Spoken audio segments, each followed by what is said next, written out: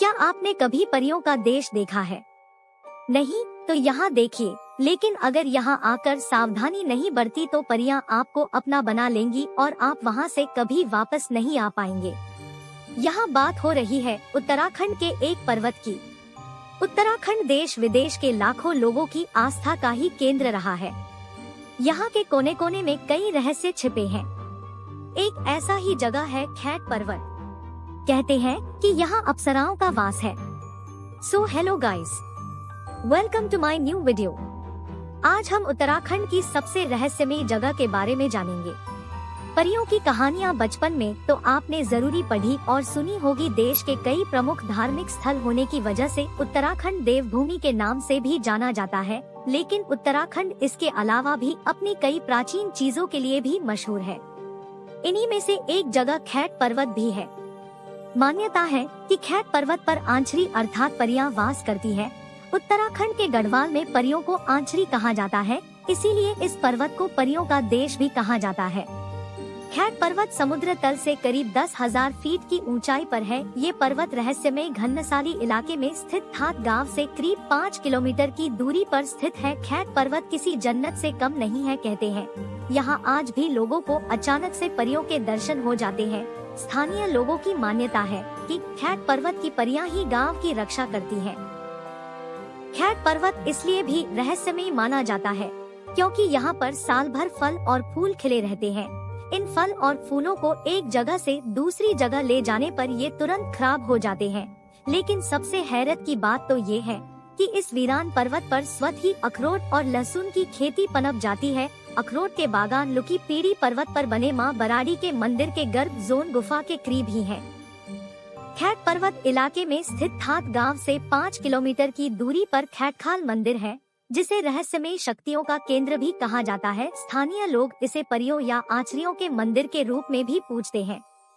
यहाँ प्रतिवर्ष जून माह में मेला लगता है। कहा जाता है कि परियों को चटकीला रंग, शोर और तेज संगीत पसंद नहीं है, इसलिए यहाँ इन बातों की मनाही है। इस इलाके में जीतू नाम के एक व्यक्ति की कहानी भी काफी चर्चित है। कहते हैं जीतू की बांसुरी की तान पर आकर्षित होकर परियां उसके सामने आ गई और उसे अपने साथ ले गई। अमेरिका की मैसाचुसेट्स विश्वविद्यालय ने इस पर्वत पर एक शोध किया था। इस शोध में उन्होंने पाया कि यहाँ कुछ ऐसी शक्ति है जो अपनी ओर आकर्षित करती है। मान्यता है कि इस पर्वत पर 9 परियां रहती है, जिन्हें स्थानीय भाषा में आचरियां कहते हैं। सबसे आश्चर्यजनक बात यह है कि यहाँ अनाज कूटने वाली ओखलियां जो समतल पर बनी होती है, खैट पर्वत पर ये ओखलियां दीवारों पर बनी हैं। सदियों पहले टिहरी गढ़वाल के चौदान गांव में राजा आशा रावत का राज हुआ करता था। राजा की 6 पत्नियां थी, लेकिन उनका कोई पुत्र नहीं था। राजा इससे बेहद बहुत परेशान रहने लगे थे। राजा की परेशानी देखकर उनकी पहली पत्नी ने कहा कि आप राजा हो तो आप 7वां विवाह कर सकते हो। इसके बाद राजा आशा रावत पास ही के थात गांव गए तो वहाँ दीपा पवार नाम के एक शख्स ने उनकी खूब खातिरदारी की। दीपा पवार ने जब राजा साहब से थात गांव आने का कारण पूछा तो राजा ने कहा, मैं आपकी छोटी बहन देवा से शादी करना चाहता हूँ। ये सुनकर पूरा गांव उत्साहित हो उठा।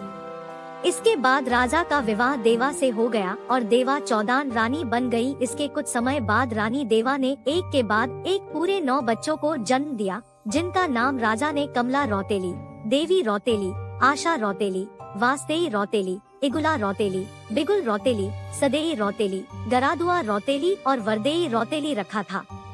राजा आशा रावत और रानी देवा की ये बेटियां आम बच्चों की तरह नहीं थी, बल्कि चमत्कार से कम नहीं थी। 12 वर्ष की उम्र तक सभी बेहद सुंदर दिखने लगी थी।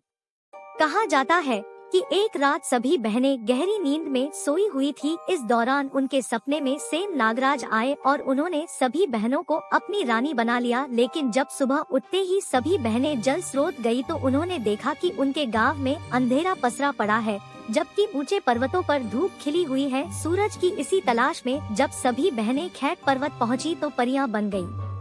स्थानीय लोगों की मान्यता है कि ये आज भी खैट पर्वत पर परियां बनकर घूमती हैं। दरअसल उत्तराखंड में कुल देवता को प्रसन्न करने की पूजा विधि के दौरान भी राजा आशा रावत और रानी देवा की बेटियों का परियां बनाने की ये कहानी उल्लेखित होती है, इसलिए भी इस कहानी को सच माना जाता है और खैट पर्वत को परियां का देश कहा जाता है। आज के लिए बस इतना ही। Thanks for watching. Please do like, share and subscribe my YouTube channel for more videos.